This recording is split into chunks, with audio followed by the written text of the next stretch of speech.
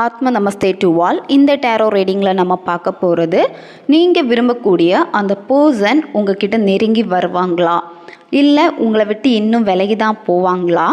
இப்போ உங்கள் பர்சனுடைய மனசில் உங்களை பற்றி என்ன எண்ணம் ஓடிக்கிட்டு இருக்குது? உங்களை பற்றின எண்ணம் உங்கள் நபருக்கு இருக்கா இல்லையா? உங்கள் பர்சனுடைய அடுத்த மூவ் எப்படி இருக்க போகுது, அதை பற்றி தான் இந்த டேரோ ரீடிங்கில் நம்ம பார்க்க போகிறோம். இப்போ இதில் பைல் 1 பைல் 2 2 பைல் இருக்குது. நீங்கள் ஒரு பைலை இதில் சூஸ் பண்ணணும். உங்களால் சூஸ் பண்ண முடியலை அப்படின்னா உங்கள் பர்சனை மனசில் கொண்டு வாங்க. மனசில் கொண்டு வந்துட்டு உங்களுடைய மனசு எந்த பைல் நம்பரை சூஸ் பண்ண சொல்லுதோ அந்த பைலை நீங்கள் சூஸ் பண்ணிக்கோங்க. இந்த கார்டு எனர்ஜி கூட கனெக்ட் ஆகிறதுக்காக நீங்கள் எந்த பைல் சூஸ் பண்ணீங்களோ அந்த பைல் நம்பரை கமெண்ட் பண்ணுங்கள். இந்த கார்டு எனர்ஜி கூட நீங்கள் கனெக்ட் ஆகிடுவீங்க. இப்போது பைல் 1 சூஸ் பண்ண உங்களுடைய ரீடிங்கில் நம்ம போகலாம். இது ஜென்ரல் ரீடிங் மட்டும்தான். எது ரெசனேட் ஆகுதோ அதை மட்டும் எடுத்துக்கோங்க, மற்றதை விட்டுருங்க. உங்களுக்கு பர்சனல் டேரோ கார்டு ரீடிங் தேவைப்பட்டுச்சுன்னா நீங்கள் என்னை இன்ஸ்டா அல்லது மெயிலில் காண்டாக்ட் பண்ணுங்கள். பைல் 1 சூஸ் பண்ண உங்களுடைய ரீடிங்கில் நம்ம இப்போ போகலாம். உங்கள் பர்சனுடைய அடுத்த மூவ் எப்படி இருக்க போகுது, உங்ககிட்ட அவங்க நெருங்கி வர போகிறாங்களா, உங்களை பற்றின எண்ணங்கள் அவங்களுக்கு எப்படி இருக்குன்னு பார்க்க போகிறோம். உங்கள் பர்சனுடைய அடுத்த மூவ் எப்படி இருக்கும் அப்படின்னா, அவங்க எந்த ஒரு செயலையுமே முழுசாக செஞ்சு முடிக்க மாட்டாங்க, அறகுறையாக தான் விடுவாங்க. அதாவது ஏதாவது செய்யணும்னு அவங்களுக்கு தோணுனா கூட அதை அவங்களால செய்ய முடியாது. ஒரு சோம்பேறித்தனம் உங்கள் நபர்கிட்ட இருந்துக்கிட்டே இருக்கும். அவங்க சில விஷயங்களில் வெற்றி பார்க்கணும் அப்படின்னு சொல்லிட்டு தீவிரமாக இறங்கினாலுமே அது அவங்களுக்கு சக்ஸஸை கொடுக்காது. ஏன்னா உங்கள் பர்சன் இப்போ ரொம்ப டல் ஆயிட்டாங்க. எதுலேயுமே இன்ட்ரெஸ்ட் இல்லாத ஒரு பர்சனாக மாறிட்டாங்க. உங்களுடைய ரிலேஷன்ஷிப்பில் பார்த்தீங்கன்னா அடுத்த மூவ் எப்படி இருக்கும்னா, நீங்கள் உங்கள் பர்சனை நெருங்கினாலுமே, அதுவும் உங்கள் பர்சனும் உங்களை நெருங்கினாலுமே 2 பேருக்கு இடையில அந்த கனெக்ஷன் கரெக்டாக இருக்காது. ஏன்னா இங்கே ஸ்ட்ராங்காக ஒரு தேர்ட் பர்சன் ஆக்குபை பண்ணி வச்சுருக்காங்க. நீங்கள் 2 பேருமே ஒருத்தருக்கு ஒருத்தர் மீட் பண்ணாலும் சரி, ஒருத்தருக்கு ஒருத்தர் பேசினாலும் சரி, உங்ககிட்ட அந்த பழைய பாண்டிங்கை பார்க்கவே முடியாது. ஏதோ உங்கள் 2 பேருக்கு இடையில ஒரு இடைவெளி இருக்குது. அந்த உணர்வு 2 பேருக்குமே தோணிக்கிட்டே தான் இருக்கும். பழைய மாதிரி உங்கள் நபர் உங்ககிட்ட நெருங்கி வர மாட்டாங்க. ஏன்னா 2 பேருக்கு இடையிலுமே பார்த்தீங்கன்னா அந்த லவ் ஒரு காலத்தில் இருந்தாலுமே இப்போ ஸ்ட்ராங்காக ஒரு தேர்ட் பர்சன் பிளாக் மேஜிக்கு தேவையில்லாமல் உங்கள் பர்சனுடைய மனசை பிரெயின் வாஷ் பண்ணி இந்த மாதிரியெல்லாம் பண்ணி வச்சுருக்கனால உங்ககிட்ட அவங்க முழுமையாக வர மாட்டாங்க. ஏன்னா முழு மனசு அவங்களுக்கு இருக்காது. தேர்ட் பர்சனுடைய கண்ட்ரோலில் அவங்க போயாச்சு. தேர்ட் பர்சன் தான் ஆட்டி படைச்சிக்கிட்டே இருக்காங்க. ஆனால் அந்த தேர்ட் பர்சன் பார்க்குறதுக்கு அவ்வளோ லுக் வைஸ் கூட ரொம்ப நல்லா இருக்க மாட்டாங்க. இருந்தாலுமே உங்களுடைய பர்சன் தேடக்கூடிய பர்சன் யாருன்னு கேட்டால் அந்த தேர்ட் பர்சனை தேடிக்கிட்டே தான் இருப்பாங்க. உங்கள் நபர் ஹாப்பியாக இருக்காங்க அப்படின்னு உங்களுக்கு தோணும். வெளி தோற்றத்தில் நீங்கள் பார்க்குறப்போ நம்ம இல்லாமல் அவங்க நல்லா தான் இருக்காங்க அப்படின்னு தோணும். ஆனால் உங்கள் பர்சன் ஹாப்பியாக இருக்காங்களான்னு கேட்டால் ஹாப்பியாக இல்லை. அவங்களுக்குள்ளாடி வலி வேதனைகள் அதிகமாக இருக்குது. உங்ககிட்ட ஹாப்பியாக இருக்கிற மாதிரியே நடிப்பாங்க, மற்றவங்ககிட்டயே நடிச்சுக்கிட்டே இருக்காங்க. ஆனால் சொல்ல முடியாத ஒரு பெயின் அவங்களுக்குள்ளாடி இருக்குது. ஆனால் அந்த பெயின் என்னன்னு கூட ஒரு சில நேரத்தில் அவங்களுக்கே தெரியாது.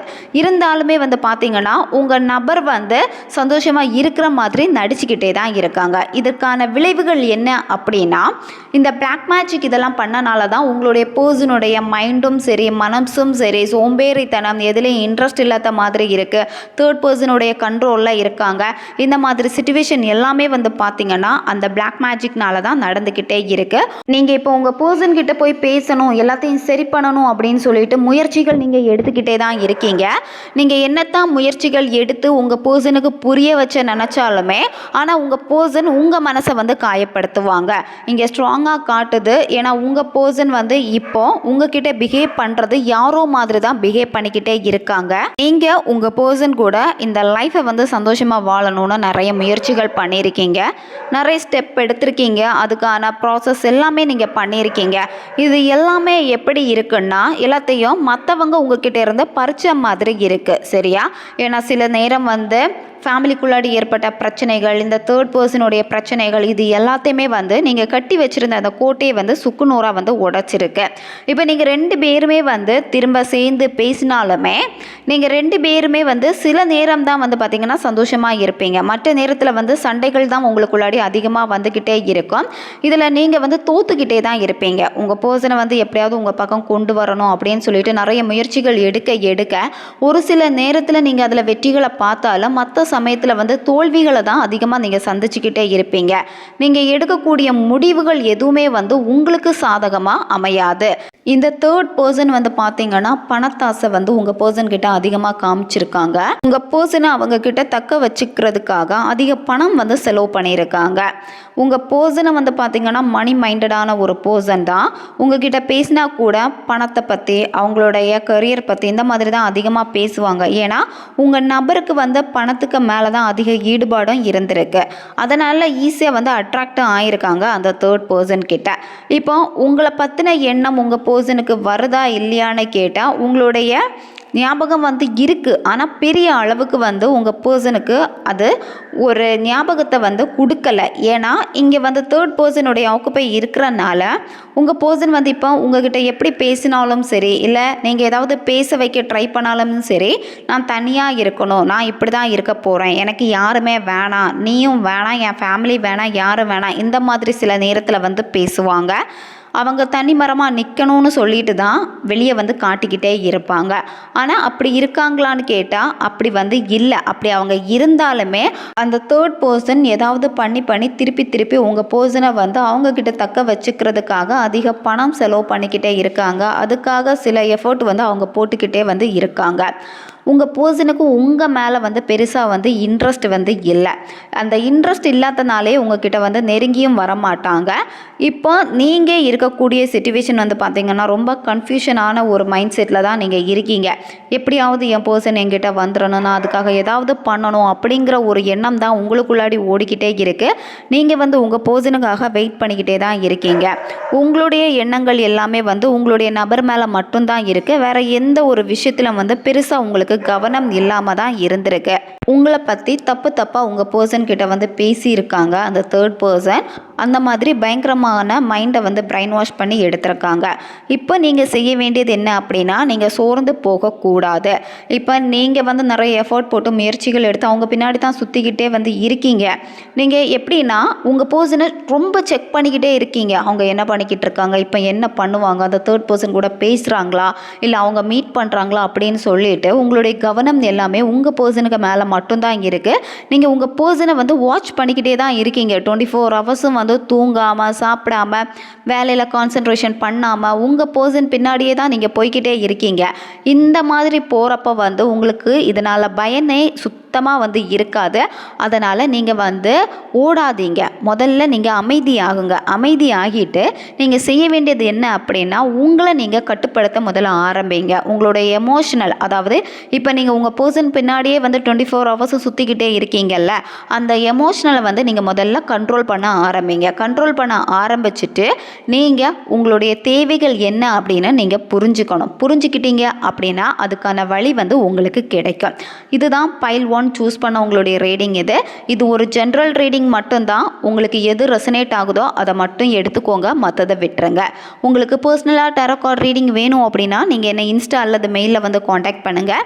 இப்போது பைல் 2 சூஸ் பண்ண உங்களுடைய ரீடிங்கில் நம்ம போகலாம். உங்கள் பர்சனுடைய அடுத்த மூவ் எப்படி இருக்க போகுது, உங்ககிட்ட நெருங்கி வர போகிறாங்களா, உங்கள் பர்சனுக்கு உங்கள் மேலே இருக்கக்கூடிய எண்ணங்கள் எந்த மாதிரி இருக்குன்னு நம்ம பார்க்க போகிறோம்.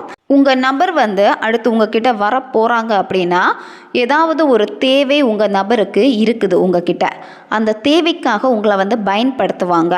ஒவ்வொரு நேரமும் வந்து பார்த்திங்கன்னா தேவைகளுக்கு மட்டும்தான் உங்ககிட்ட வருவாங்களே தவிர உணர்வு பூர்வமாக உண்மையான அன்பிற்காக தான் வராங்களான்னு கேட்டால் கிடையவே கிடையாது. நீங்கள் எப்போ உங்கள் பர்சன்கிட்ட அன்பை தேடி போகிறீங்களோ அந்த நேரத்தில் அவங்க உங்ககிட்ட அந்த அன்பை வந்து காட்ட மாட்டாங்க. அவங்களுக்கு எப்போ தோணுதோ அப்போ தான் உங்களுக்கு பேசுவாங்க, மெசேஜ் பண்ணுவாங்க, அது மட்டும்தான் பண்ணுவாங்க. ஏன்னா அவங்களுக்கு தேவையான சமயத்தில். மற்ற சமயத்தில் வந்து நீங்கள் யாரோ மாதிரி தான் உங்ககிட்ட பிஹேவ் பண்ணுறது பேசுகிறது எல்லாமே வந்து இருக்கும். இருந்தாலுமே நீங்கள் அவங்கள வந்து ரொம்ப நம்புகிறீங்க, ரொம்ப நம்பிக்கை வச்சு பேசிக்கிட்டே தான் இருக்கீங்க. அவங்க வந்து ஏதோ வேலையாக இருக்காங்க, சரி பிஸியாக இருக்காங்க அப்படின்னு சொல்லிட்டு நீங்கள் உங்கள் மனசை வந்து தேத்திக்கிட்டே இருக்கீங்க. உங்களுக்கு உண்மை என்னன்னு புரியுது, இருந்தாலுமே உங்கள் மனசு வந்து அந்த உண்மையை ஏற்க வந்து மறுக்கிறது. அடுத்து உங்களுடைய இந்த லவ் ரிலேஷன்ஷிப்பில் வந்து எப்படி மூவ் ஆக போகுது அப்படின்னா, திரும்பவும் உங்கள் பர்சன் உங்ககிட்ட வருவாங்க. அவங்க வராங்க அப்படின்னா அந்த உணர்வுகள் எல்லாமே ஃபிசிக்கல் ரிலேஷன்ஷிப்புக்காக தான் வருவாங்க. அவங்களுக்கு வந்து அந்த ஃபிசிக்கலான அந்த ஒரு தேவை கிடைச்சதுக்கு அப்புறமா வந்து பார்த்திங்கன்னா அவாய்ட் பண்ணுவாங்க, விலகுவாங்க. இதுதான் உங்கள் நபர் வந்து செஞ்சுக்கிட்டே இருப்பாங்க.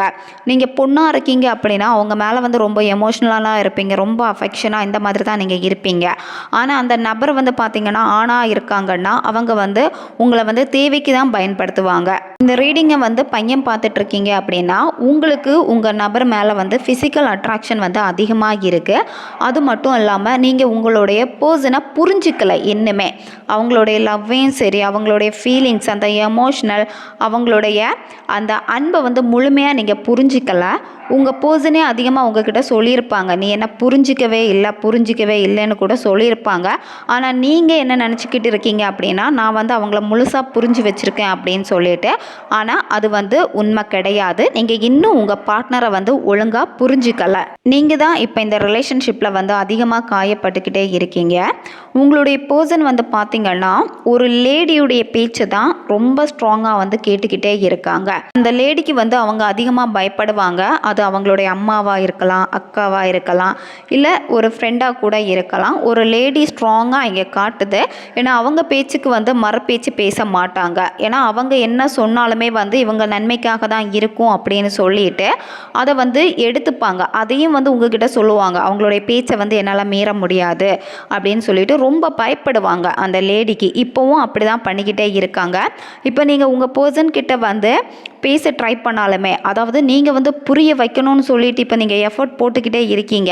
அதுலேயே நீங்கள் எப்படி இருக்கீங்கன்னா அந்த பாஸ்ட்டு பற்றி அதிகமாக உங்கள் பர்சன் கிட்ட சொல்லி நீங்கள் புலம்பிக்கிட்டே தான் இருக்கீங்க. அன்றைக்கி நம்ம சந்தோஷமாக இருந்தோம், நம்ம இந்த மாதிரி எல்லாம் ஹாப்பியாக வாழலாம்னு தானே சொன்னோம், இப்போ ஏன் இப்படி இருக்குது அப்படின்னு சொல்லிட்டு உங்கள் பர்சன் கிட்ட நீங்கள் போய் பாஸ்ட்டை பற்றி பேசிக்கிட்டே இருக்க அது அவங்களுக்கு இரிட்டேட் ஆகுது, அது அவங்களுக்கு பிடிக்க மாட்டேங்குது. அந்த பாஸ்ட் லைஃப்பை பற்றி பேசினாலுமே உங்கள் பர்சன் வந்து உங்களை பிளாக் பண்ணுவாங்க. அப்படி இல்லைன்னா சுத்தமாக பேசாமல் இருப்பாங்க, ஃபோன் பண்ணால் எடுக்க மாட்டாங்க, மெசேஜ் பண்ணால் ரெஸ்பான்ஸ் பண்ண மாட்டாங்க. இந்த மாதிரி தான் பிஹேவ் பண்ணுவாங்க. ஏன்னா உங்கள் பர்சனுக்கு அந்த பாஸ்ட் வந்து தேவை கிடையாது. அவங்களுக்கு எப்போ தேவையோ அப்போ மட்டும்தான் உங்ககிட்ட வருவாங்க. தேவை முடிஞ்சதுமே வந்து நீங்கள் யாரோ அந்த மாதிரி தான் இருப்பாங்க. ஆனால் உங்ககிட்ட இருந்து பணம், அது மட்டும் இல்லாமல் நீங்கள் அவங்களுக்காக ஜுவல்ஸ் இதெல்லாமே கொடுத்துக்கிட்டே இருக்கீங்க அப்படின்னா அதை அவங்க வாங்கிக்கிட்டே தான் இருப்பாங்க. திரும்ப தரதுக்கான மைண்ட் செட்டும் அவங்களுக்கு வராது. நீங்களும் அதை பெருசாக கண்டுக்க மாட்டீங்க. எப்படியாவது என்கிட்ட என் நபர் வந்து இருக்கணும் அப்படின்னு தான் நீங்கள் வந்து நினைப்பீங்க. உங்கள் பர்சன் வந்து உங்களுக்கு ரொம்ப முக்கியத்துவம் இல்லை உங்களுக்கு வந்து உண்மையான ஒரு நபராக இருக்காங்களான்னு கேட்டால் கிடையவே கிடையாது. ஏன்னா உங்ககிட்ட பேசினாலுமே உங்கள் பர்சனுக்கு வேறு பர்சன்கிட்ட பேசக்கூடிய பழக்க வழக்கங்கள் எல்லாமே இருக்குது. சரியா? அதான் ஃபஸ்ட்டு நான் சொன்ன மாதிரி தான் இவங்க வந்து உண்மையான பர்சனாக இருப்பாங்களா, இல்லை தேவைக்கு பழகக்கூடிய ஒரு பர்சனாக தான் இருப்பாங்க. அதே மாதிரி தான் வேறு பர்சன்கிட்ட பேசுகிறது பழகிறது இதெல்லாமே தான் அவங்களுக்கு இருந்துக்கிட்டே இருக்கும். இப்போ நீங்கள் வந்து ரொம்ப காயப்பட்டு இந்த ரிலேஷன்ஷிப்னாலே வந்து ரொம்ப வந்து உடஞ்சி போயிட்டீங்க. ஆனால் இப்போ கூட நீங்கள் அந்த நபருக்காக வெயிட் பண்ணிக்கிட்டே தான் இருக்கீங்க. நீங்கள் இதே மாதிரி உங்கள் பாஸ்ட்டை திங்க் பண்ணிக்கிட்டே இருந்துட்டு உங்களுடைய சந்தோஷத்தையும் இழந்துக்கிட்டே நீங்கள் இருக்கீங்க அப்படின்னா இதே மாதிரி தான் இன்னும் நீங்கள் புலம்பிக்கிட்டே தான் இருப்பீங்க. அடுத்த ஸ்டெப்பு வந்து உங்களால் எடுத்து வைக்க முடியாது. இப்போ உங்கள் 2 பேருக்கு இடையில் பிரச்சனை இருக்குது, அதை சால்வ் பண்ணணும் அப்படின்னா நீங்கள் உங்கள் 2 பேருக்கும் காமனாக இருக்கக்கூடிய ஃப்ரெண்ட்ஸ்கிட்ட நீங்கள் பேசி அவங்கள பற்றி முழுசாக நீங்கள் புரிஞ்சுக்கலாம், அவங்கள பற்றி நீங்கள் கேட்கலாம். இதில் ஒரு சிலர் வந்து ஓப்பனாக சொல்லிடுவாங்க அவங்க ஃப்ரெண்ட்ஸ் எல்லாருமே அவங்கள பற்றி. ஆனால் ஒரு சிலர் வந்து பார்த்திங்கன்னா சொல்ல மாட்டாங்க, அவங்களுடைய நெகட்டிவான பாயிண்ட்டை பற்றி பேசவே மாட்டாங்க. நீங்கள் நீங்கள் காமனாக இருக்கக்கூடிய ஃப்ரெண்ட்ஸ் வழி பேசுனீங்க அப்படின்னா உங்களுக்கு ஒரு சொல்யூஷன் கிடைக்கும். அப்படி இல்லைன்னா உங்களுக்கு ப்ராப்பராக நல்ல கைடன்ஸ் கொடுக்கக்கூடிய ஒரு பர்சன் கிட்ட நீங்கள் கைடன்ஸ் எடுத்துக்கோங்க. இந்த மாதிரி ரிலேஷன்ஷிப் இருக்குது, என்ன பண்ணலாம் அப்படின்னு சொல்லிட்டு அவங்க உங்களுக்கு கைடன்ஸ் கொடுப்பாங்க. அதுபடி நீங்கள் ஃபாலோ பண்ணுங்கள். ஏன்னா நீங்கள் இருக்கக்கூடியது பார்த்திங்கன்னா கவலையில் தான் அதிகமாக இருக்கீங்க. உங்ககிட்ட சந்தோஷம் கிடையாது. ஏன்னா பாஸ்ட்டு பற்றி தான் எல்லார்கிட்டையும் புலம்பிக்கிட்டும் நீங்கள் இருக்கீங்க. நாங்கள் அன்னைக்கு ஹாப்பியாக இருந்தோம், அப்போ எங்களுக்கு அவ்வளோ சந்தோஷம் இருந்துச்சு, இப்போ ஏன் நாங்கள் இப்படி இருக்கோம் அப்படின்னு சொல்லிட்டு தான் இருக்கீங்க. ஆனால் பிரபஞ்சம் உங்களுக்கு ஒரு வாய்ப்பை கொடுக்கும். நீ சந்தோஷமாக இருக்கணும் அப்படின்னா அதுக்கான ஒரு பாதையை காட்டும். ஆனால் அந்த பாதையை இன்னும் நீங்கள் பார்க்கல. பிரபஞ்சம் நிறைய வாட்டி உங்களை வாய்ப்பு கொடுத்துருக்கு. ஒரு புதிய பாதையை, புதிய ஒரு ரிலேஷன்ஷிப்பை கொடுத்துருப்பாங்க. நல்ல ஒரு பெஸ்ட்டான ஒரு ஃப்ரெண்டை உங்களுக்கு கொடுத்துருப்பாங்க. அது எதையுமே நீங்கள் கேர் பண்ணியிருந்திருக்க மாட்டீங்க. ஏன்னா பிரபஞ்சம் இன்னொரு நல்ல நபரை உங்கள் வாழ்க்கையில் அனுப்பியிருப்பாங்க. ஆனால் அவங்களுடைய அன்பை நீங்கள் தான் உதாசீனப்படுத்தியிருக்கீங்க இந்த ஒரு நபருக்காக. இப்போ உங்கள் 2 பேருக்கு இடையில் பார்த்தீங்கன்னா லவ் ரிலேட்டட் நல்லா தான் இருக்குது. மேரேஜுக்கான வாய்ப்புகளும் இருக்குது. ஆனால் உங்களுடைய நபர் மேரேஜ் பண்ணுறதுக்கு பெருசாக விரும்ப மாட்டாங்க, இன்ட்ரெஸ்ட்டு காமிக்க மாட்டாங்க. இப்போ நீங்கள் ஃபோர்ஸ் பண்ணாலுமே, மேரேஜ் பண்ணணும் சொல்லி ஃபோர்ஸ் பண்ணாலுமே உங்கள் பர்சன் ஏதாவது சாக்கு சொல்லுவாங்க, ஏதாவது சொல்லி சமாளிப்பாங்க. ஆல்ரெடி சொன்ன மாதிரி தான் ஒரு லேடியுடைய பேச்சு தான் கேட்பாங்க, பயப்படுவாங்கன்னு சொன்னது.